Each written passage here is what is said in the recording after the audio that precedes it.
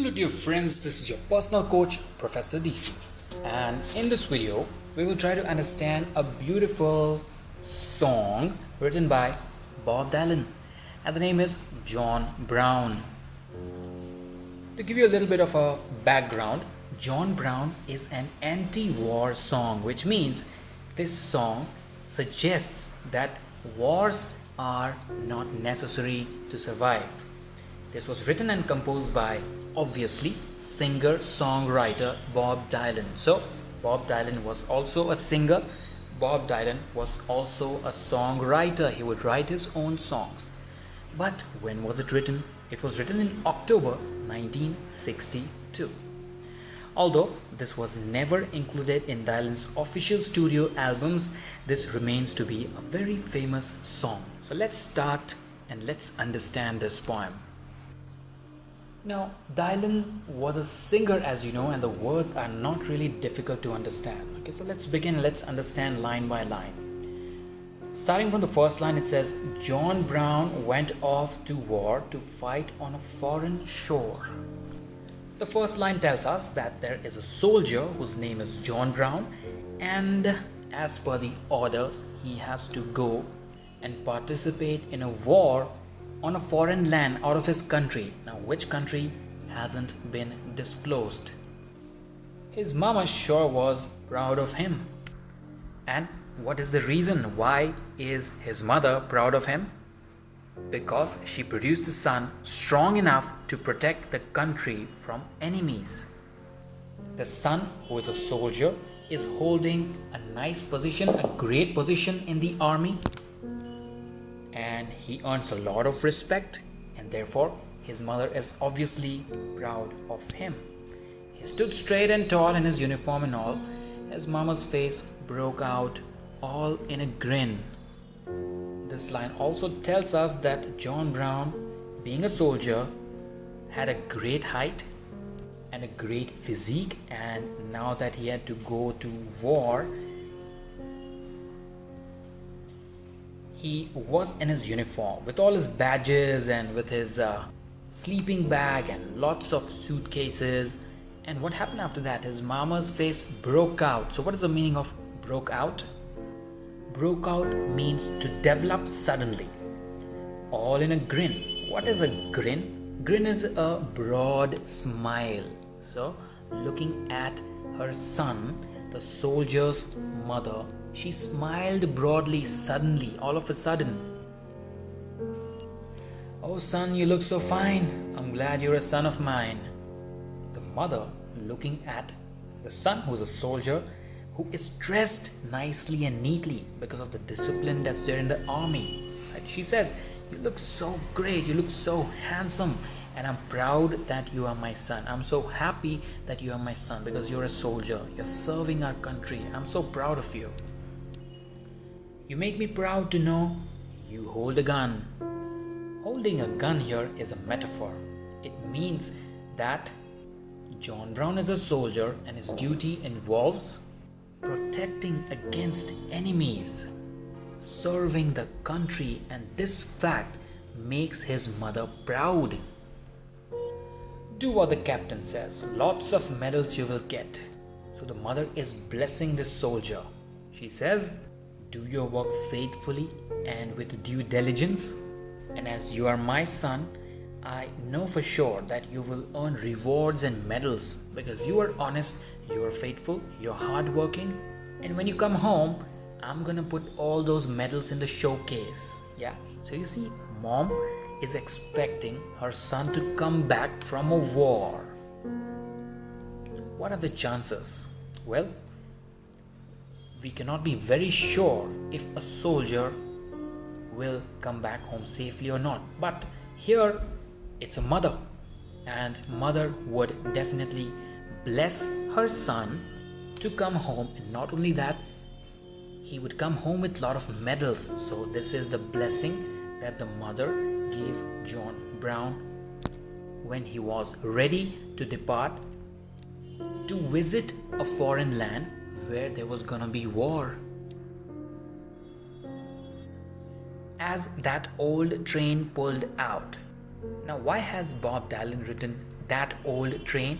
Now, this is the same train in which John Brown would always depart from home to foreign countries to fight, to participate in the war.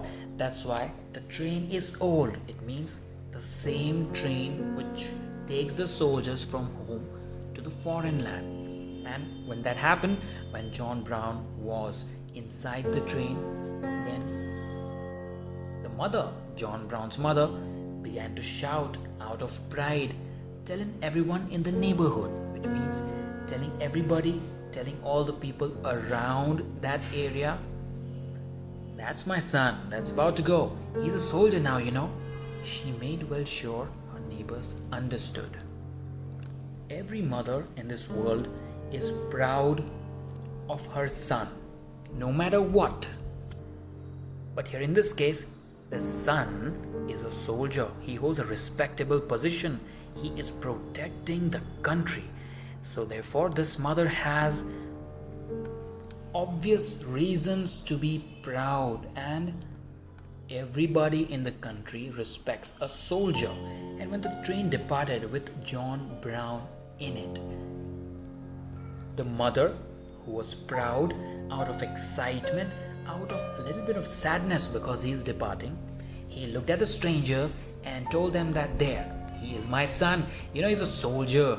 And she kept on repeating so that the neighbors or the people standing nearby understood very well that there is a man inside the train, and this is the mother, the same mother who allowed his son to fight for the country. So therefore she repeated herself and made sure that everybody around that area, around the place where the train departed, understood the fact that she was a mother of a brave son who is serving the country.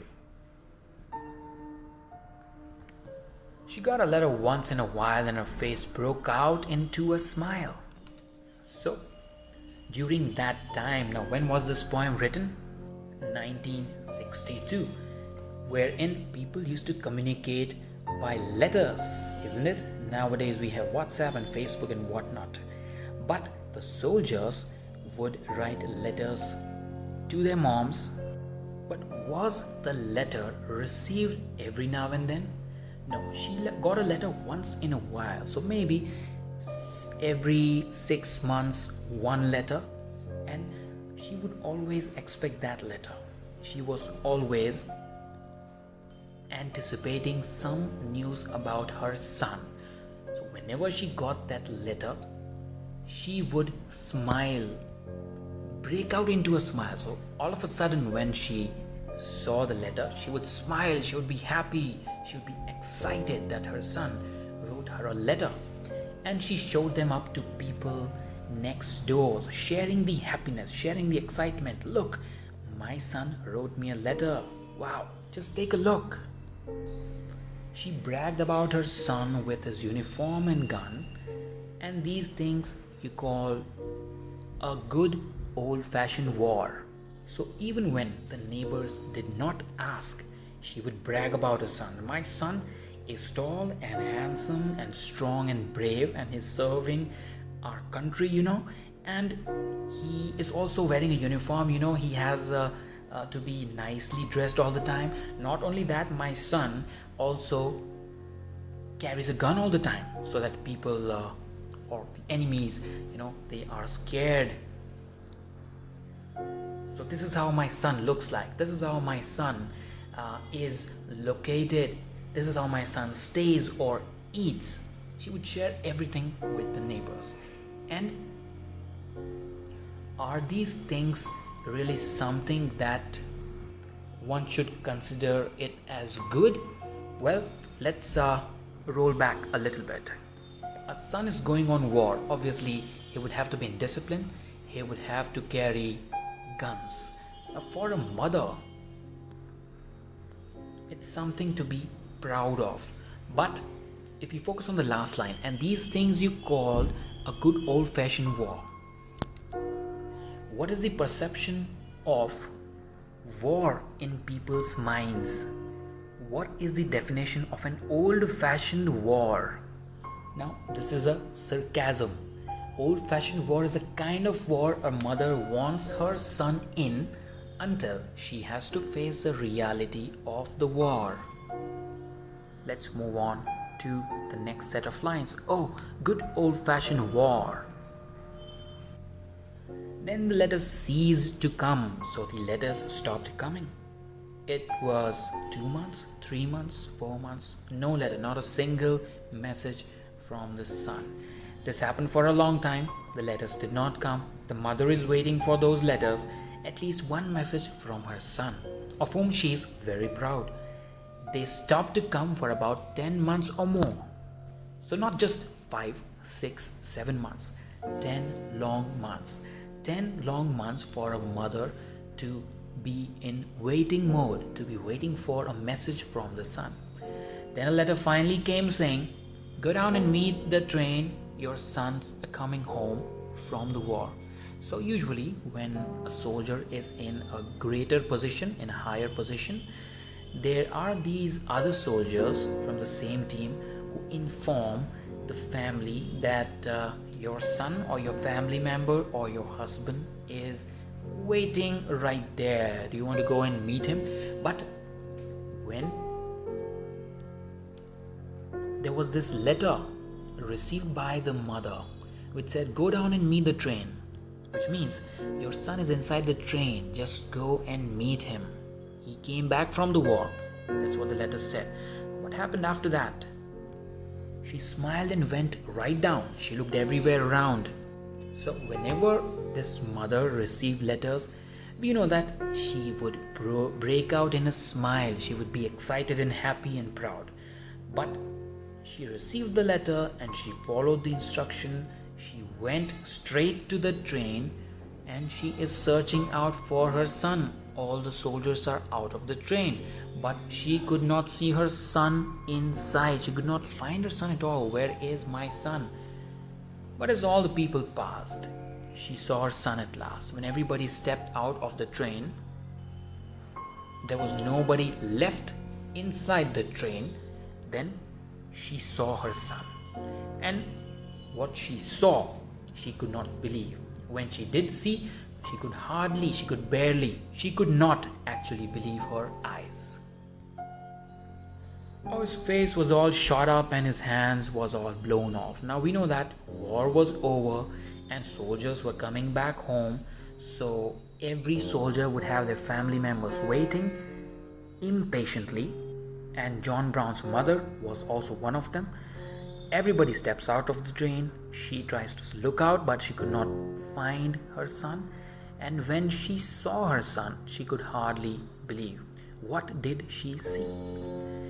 John Brown's face had bullets and bullet marks on it. His hands were all blown off. So, lots and lots of injuries and fractures on his hands. And he wore a metal brace around his waist. Now, what is this metal brace? He wore this metal brace so that he could walk. He could support himself in walking. He whispered in kind of slow in a voice she did not know. A mother had never heard such a fearful voice, such a low volumed voice. She had never heard her son speak so soft and slow, while she could not even recognize his face. Somehow she managed to guess that this might be her son, but looking at him, she was finding it very hard to believe that this is John Brown, her own son. Oh Lord, not even recognize his face. Now, what are these lines? These are all repetitive lines. This line is emphasizing how bad a war can be. Oh, tell me, my darling son, pray tell me what they done. How is it you come to be this way? So the mother is anxious. She is almost shattered to find her son in this position, and she says, my darling son, please tell me what they've done to you, and how have you become like this? Did they treat you badly? She was all in tears. She was all in pity. The brave son, the tall and handsome son, was using support to walk. His face was charred and his hands were no more normal, but full of bruises. He tried his best to talk, but his mouth could hardly move because, again, it is full of bruises, it is full of bullet marks, it is full of shell marks, and the mother had to turn her face away. Now, you see, mothers are really possessive about sons, and dads are really possessive about daughters. Now, a mother who was once upon a time proud to get letters from the soldier's son, proud to bid him farewell when he was departing on a train. Now, this mother is facing her son completely injured, unable to walk. It's the same son who was fed by his mother, who was nurtured and taken care. How can a mother face a son whose body is injured, who has marks on it, who is in such a pitiable position? So she turns her face away. Don't you remember, Ma, when I went off to war, you thought it was the best thing I could do? I was on the battleground, you were home, acting proud. You wasn't there, standing in my shoes. Now, John Brown knew what was gonna happen, but this innocent mother did not. She thought, he is a participant of our old-fashioned war, and my son is a soldier serving the country, so I should be proud. But the son clarifies here, do you remember, Mom, when I went off to war? You knew that I was going to a war, and you assumed it that going to a war was the best thing a son could do. A person fighting or participating in a war is something that a mom should take pride. Do you remember? Then he told her the story. He said, I was on the battleground. I was in a foreign land with my guns and shells. You were home while I was on the battleground fighting with bullets and AMOs and artillery. You were home and you were acting proud. And I'll tell you what happened in the battleground. You were not there in my shoes. If you knew what is the situation, why is there a war, if you knew what happened with me. So this is another phrase, or you can say idiom, to be in someone's shoes, which means to feel exactly what the person feels who's in front of you, who's talking to you. So John Brown is telling his mother that if you were in my position, if you felt what I felt, then you would understand why is my situation like this. Oh, and I thought when I was there, God, what am I doing here? I'm trying to kill somebody or die trying. John Brown is continuing the story. He tells his mother that when I was on the battleground, he asked himself, oh God, what am I doing here? Then came the answer. He answered himself and said, I'm trying to kill somebody here. Or if I could not kill somebody, I would die trying means stop my efforts to kill somebody. And then the second last line. But the thing that scared me the most was when my enemy came close and I saw that his face looked just like mine. So John Brown told his mother that I was really killing everyone. I was really trying hard to protect our country from enemies. But then he tells his mother, do you know what scared me the most? It's not bullets that were coming from the front. It's not the bomb shells. When the enemy himself came very close to me, and from his uniform, when he unmasked himself, when I was looking at his face, I was shocked. The person or the group whom we were programmed to kill, whom we were given orders to kill and destroy, the person who looked just like me. Oh Lord, just like mine. And I could not help but think through the thunder and rolling stink. So, John Brown was exactly doing as his commanders had asked him to. According to the rules, according to the commands of his supervisor, he was killing constantly. But all of a sudden, there was this man standing right in front of John Brown, and his face uncovered, and there's a deep sense of realization. There's a deep sense of guilt. There is chaos. There is irrationality, because John Brown is now thinking, why am I in this place? Why am I in this trap? Am I a puppet? Now, this line, that I was just a puppet, has two meanings. One is John Brown is thinking that he's a puppet of his own mother. His mother always thought that getting into the army was the best thing a person could ever do. It might be the fact that John Brown's mother herself isn't aware what goes on in the battleground. John Brown's mother thinks that if a son is sent into the army to fight wars, then people will salute him, people will respect, he will earn medals. She must be inspired from some other family who sent their son to wars, and maybe he came out alive, and that's why she also followed the same steps. And here, John Brown, while he was in the battleground, in between rains and thunders and stink. Now, why was there stink? Obviously, you can imagine a battleground where soldiers are being killed, where there are bullets, where there is flesh, where there is blood, and therefore there was stink. Also, because of the bombshells, because of the smoke, yes, there will be stink. So in the middle of the stink, John Brown is in face to face with another soldier who looks just like him. His face is just like him.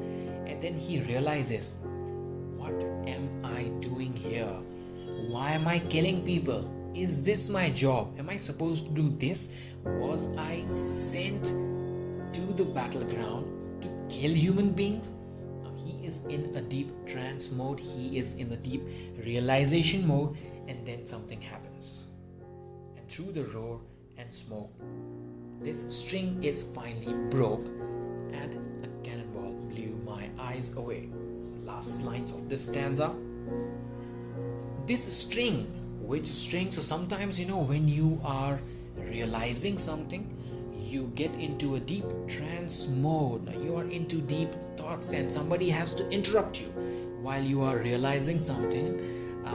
You do not even realize that people or the person beside you is asking questions, is telling you something, and then somebody has to interrupt you, right? So similarly, John Brown, standing on the battleground, is realizing that he's a puppet, is realizing that his whole life was a lie. He was a puppet of his mother and the commanders and the president and the rulers of the country who asked him to kill human beings. Now, this is not what John Brown always wanted. He is realizing all these things, and suddenly somebody threw a cannonball, a bombshell, on top of his land where he was standing. Just somewhere near to that, there was an explosion, and it was so hard that John Brown's eyes were blown away by the force of the bombshell. And finally, the last line in the last stanza, last lines of the last stanza are very, very deep. As he turned to walk, his ma was still in shock. As he turned to walk, why? Why is John Brown walking away from his mother? As I said, because his mother always wanted him to be a soldier. His mother always persuaded him to be a soldier, and believing her, he joined the army. And so therefore, when he was in completely injured state, he started walking away from his mother, who was in a deep shock, right?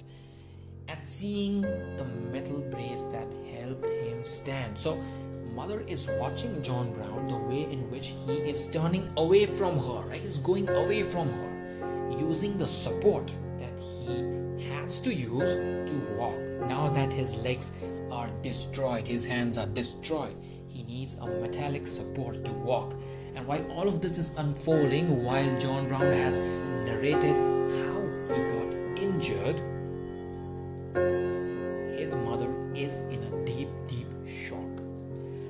Now, the last line. But as he turned to go, he called his mother close. So you can imagine mother and son meeting after a long time. The son is coming back from war in a completely injured state.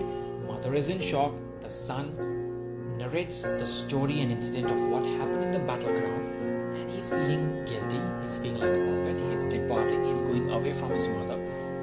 But suddenly, he calls his mother close. He says, "Mom, come here." And he dropped his medals down into her hand. So, killing people, killing the enemies, helped him get some rewards, right? Now, John Brown knew that his mother was always blessing him to get rewards. But what she did not know is the rewards were for killing people. So he had received medals and rewards and stuff after the war, which he handed over to his mother, and then again departed, again started going away from her.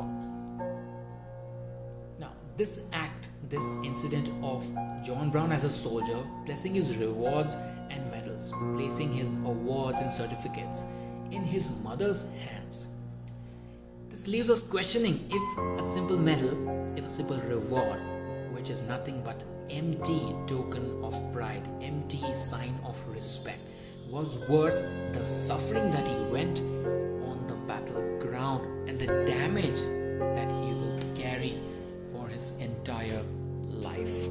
So friends, I hope you've understood this poem. As I said, this is an anti-war poem. You know, in those times there used to be lots of war, and all of them because of some selfish motives and selfish reasons. Yeah. So Bob Dylan was completely against war, and he penned down this song and also sang it himself. I hope you've understood. If not, yes, I am always available. I'll always be in touch with you in the comment section. Just comment on what you did not understand, and also you can give your suggestions and recommendation. And if in case you do not understand any other concept or chapter or poem in English literature or language, do let me know and I will be happy to help you. I hope you have a wonderful day.